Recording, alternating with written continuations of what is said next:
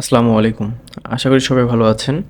যশোর বিজ্ঞান ও প্রযুক্তি বিশ্ববিদ্যালয়। আসলে ১ম এ যখন ভার্সিটিতে আসা হয়, আসার পরে সবারই একটা কেন জানি অন্যরকম খুব বেশি একটা ভালো লাগা কাজ করে না। কিন্তু আস্তে, আস্তে যত দিন যায়, এই দিন যাওয়ার সাথে, সাথে ক্যাম্পাস লাইফটা অনেক মধুর হয়ে ওঠে। ২০১৭ সালের ৪ই ফেব্রুয়ারি মেবি ১ম যশোরে আসা। প্রতিদিন এই লাল বাসগুলোতে করে ক্যাম্পাসে আসা, সারাদিন স্কুলের মতো ক্লাস করে বিকেলে ঘরে ফেরা। ঘরে ফেরা বলতে পুরো ৮ ইয়ারেই ছিলাম পালবাড়িতে, যশোর থেকে ১০ কিলোমিটার দূরে। এই সেই খেলার মাঠ, যে মাঠকে ঘিরে আমাদের একগাদা স্মৃতি। FMB16 আমাদের ক্রিকেট টিম, আমাদের ব্যাচ। আসলে সময়গুলো যে কত রঙিন ছিল, এখন অনেক মিস করি। এই ক্যাম্পাসের এই পিচ, ক্রিকেট খেলা, আড্ডা অনেক ভালো লাগতো। আসলে এখন ক্যাম্পাস থেকে যখন অনেক দূরে আমরা, তখন এই স্মৃতিগুলো যে এত বেশি মনে পড়তেছে। আমাদের ট্যুর, আড্ডা, ঘোরাঘুরি। আমরা বেশ কয়েকজন ছিলাম খুব বেশি ঘোরাঘুরিতে একদম মত্ত। খুব ভালো লাগতো। আসলে এই দিনগুলো হয়তোবা আর কখনো তো ফিরে আসা সম্ভব না। কিন্তু দিনগুলো আসলে অনেক রঙিন ছিল। ক্যাম্পাসটাকে একটু স্মৃতিময় করে রাখার জন্যই ক্ষুদ্র প্রচেষ্টা। তো লাস্ট যখন থিসিস বুক জমা দিয়ে চলে যাচ্ছিলাম, তো দেন ভাবলাম যে ক্যাম্পাসে এতদিন থাকলাম, তো কিছু তো একটা রেখে যাই।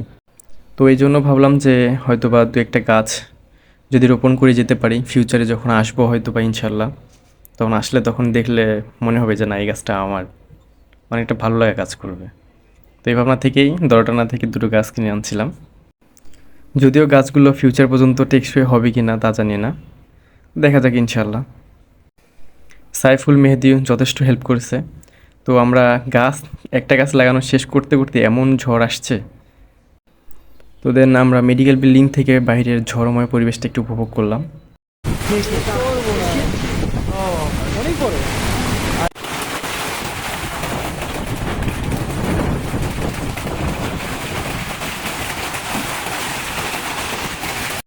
তো ঝড় শেষে বাহিরের অবস্থা, এত বড় বড় শিল, পুরো মাঠ ক্যাম্পাস পুরো শিলে ভরে গেছে।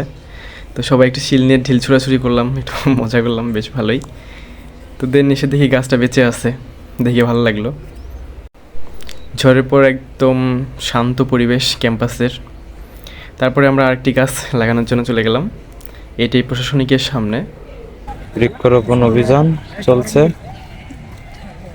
শিলাবৃষ্টির পরে যশোর বিজ্ঞান ও প্রযুক্তি বিশ্ববিদ্যালয়ে দুই মেধাবী শিক্ষার্থী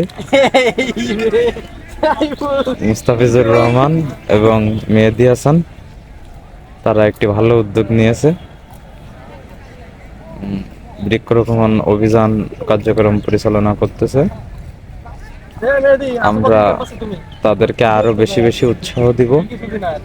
তারা শুধু এই বিশ্ববিদ্যালয় ক্যাম্পাস নাই, পুরো বাংলাদেশে যেন বিভিন্ন জায়গায় বৃক্ষরোপণ অভিযানের সাথে সংযুক্ত থাকতে পারে, আমরা সেই দোয়া করি। হ্যাঁ, হয়েছে। তো ঠিক আছে দর্শকবৃন্দ, যদি আপনাদের ভিডিওটা ভালো লেগে থাকে তাহলে আমাদের চ্যানেলটা সাবস্ক্রাইব করে দিবেন আর পাশে থাকা বেল আইকনটিকে টিপে দিবেন। সাইফুল বন্ধুকে অসংখ্য ধন্যবাদ।